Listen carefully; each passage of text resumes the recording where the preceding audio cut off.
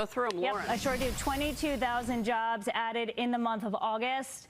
That was much less than the expectation of 75,000, guys. The July number was revised. I will get to revisions in a moment. Unemployment rate coming in as expected, 4.3%. So that would be higher than July's 4.2%. Again, 22,000 jobs added in August.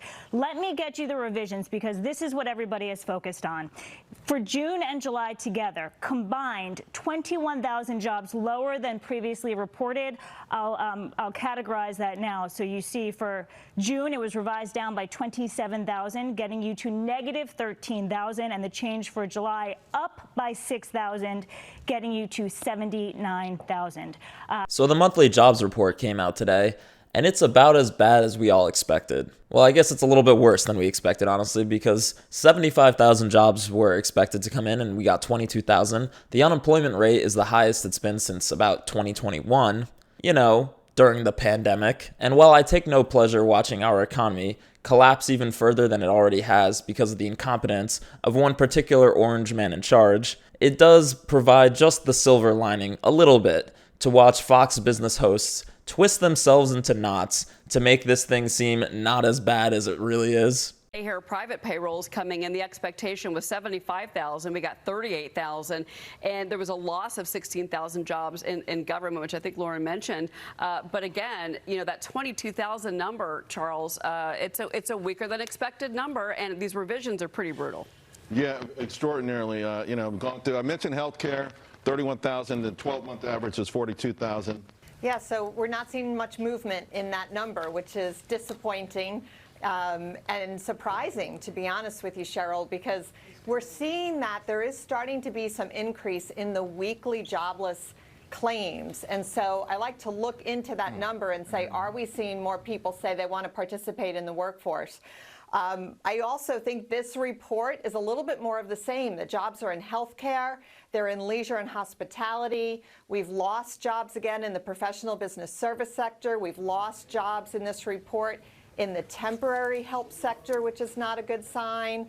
So there's a lot of concern. Even though the private payroll number is 38,000, that is still a pretty weak number.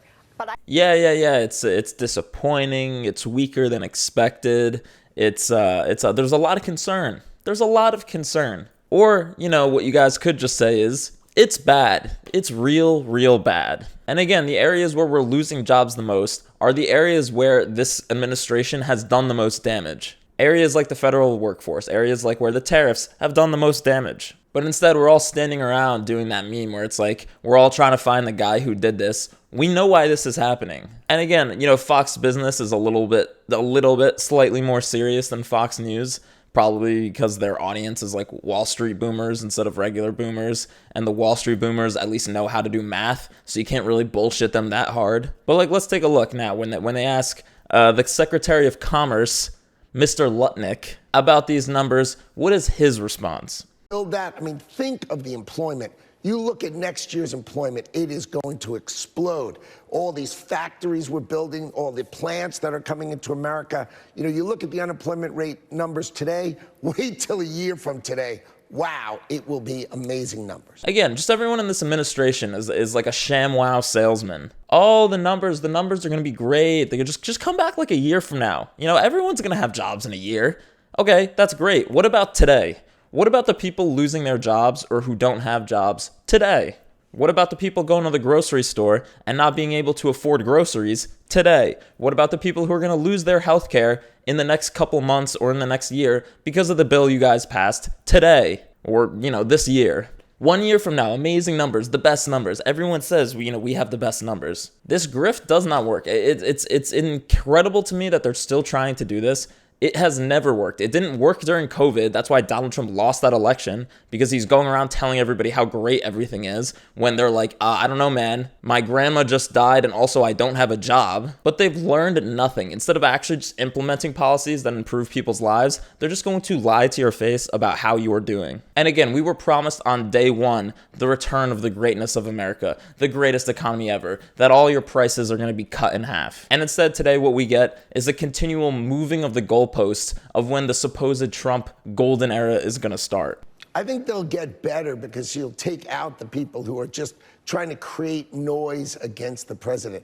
Take out the people trying to create noise. Let's get the accurate numbers, because this is going to be the greatest growth economy, right? 6 months from now, a year from today, as these trillions of dollars of plants and factories. You've seen all these pictures. There are just so many factories going in. The employment situation in America is going to be so impressive. Yeah, again, 6 months from now, a year from now, once we get all the naysayers out of government, right? Once we get all the people who are trying to be like, hey man, maybe you shouldn't tank the economy. Yeah, once we get all those losers, and Democrat radical leftists out of the government, then things will really start to take off. And again, remember the whole reason that, the numbers were kind of more looked at this month is because this is the first time after last month when Trump fired the BLS commissioner, the person whose job it is to put these job numbers together. When he fired that person because he didn't like the report, of course, now that that BLS commissioner is gone, the numbers are still bad because the problem wasn't the guy whose name was on the report. The problem was that the numbers are awful because you're crashing the economy. But they literally asked Trump at his weirdo tech dinner last night if he would accept whatever the numbers came out today would be now that the person that he said was the problem is gone. Let's take a look.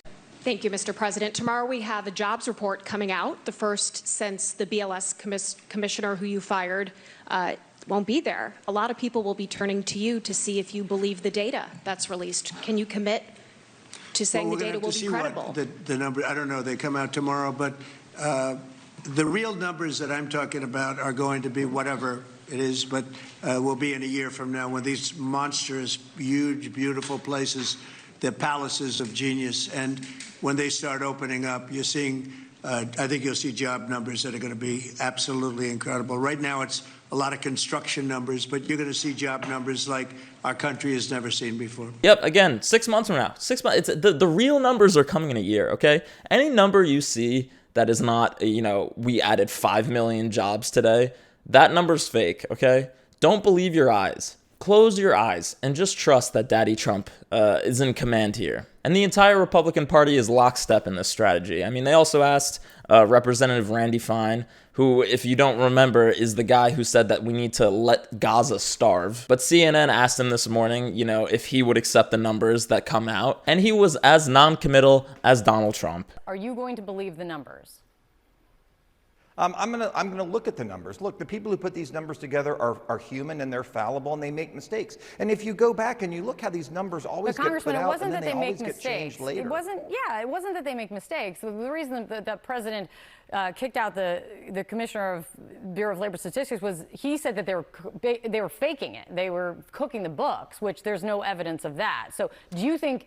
When the numbers are always wrong in one direction, you have reason to be suspect, and so there's no I evidence understand of that. Yeah. We just can't trust those Democrat numbers. Okay, even though our party controls the executive branch, the judicial branch, and the legislative branch.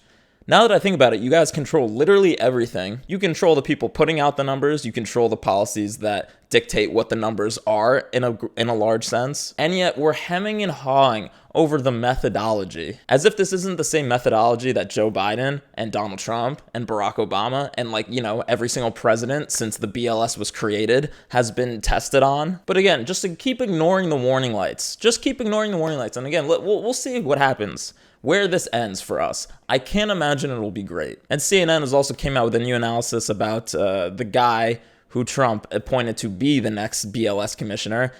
Basically, his last job before this was just doing racist, sexist tweets and shit posting on the internet. Because again, the main qualification to get any job in this administration is not competency. It's not like they need him to be an economist, right? To put together reports on the economy. No. You just have to be a Trump sycophant. And the more vile and disgusting you are, that's just a cherry on top. And you know how I know that these numbers have Donald Trump scared?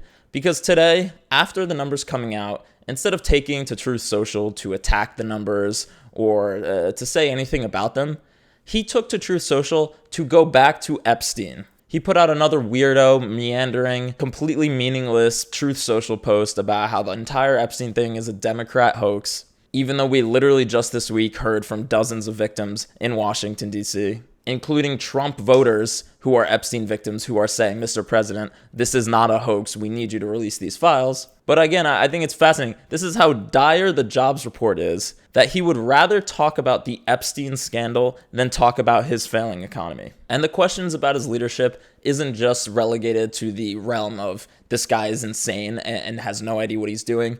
It also is a matter of competency and a matter of, is he literally even capable of doing the job right now? Because as we also saw at his weirdo tech billionaire Illuminati summit last night, where, he was flanked by Mark Zuckerberg and Bill Gates, again, the president who's the anti-elite, who's greasing up all these billionaires who funded his campaign, or who all came down to bend the knee after he won. But again, let's see him respond to another question. Thank you, Mr. President. I have two questions for you. First, after your phone call with Ukrainian President Zelensky today, do you plan to speak with Russia's President Putin in the near future? What? If you will speak with President Putin in the near future. I will be, yeah, I will be. We're having a very good dialogue. I settled 7 wars. The one that I thought would be maybe one of the easiest. You know that feeling? You think one thing is going to be easier, it turns out to be a little bit tougher. But the one that I thought would be an easier one because of my relationship with President Putin and with Ukraine and everything else, I thought it would be the Russia-Ukraine disaster, where this week 7,014 people were killed. Again, the man can't hear the question, and then his answer is the most nonsensical, meandering thing I've ever heard in my life. And we're just accustomed to this. We get an answer like this, or a situation like this, basically every single day. We got a senior citizen who literally appears to be dying in front of us, schizo posting about his cover-up for his dead pedophile best friend, while the unemployment rate ticks up to the highest it's been since the height of the COVID pandemic. Did I get all that right? Because I think that's literally what the situation is right now. We're the fattest, sickest, and most mentally ill we've ever been.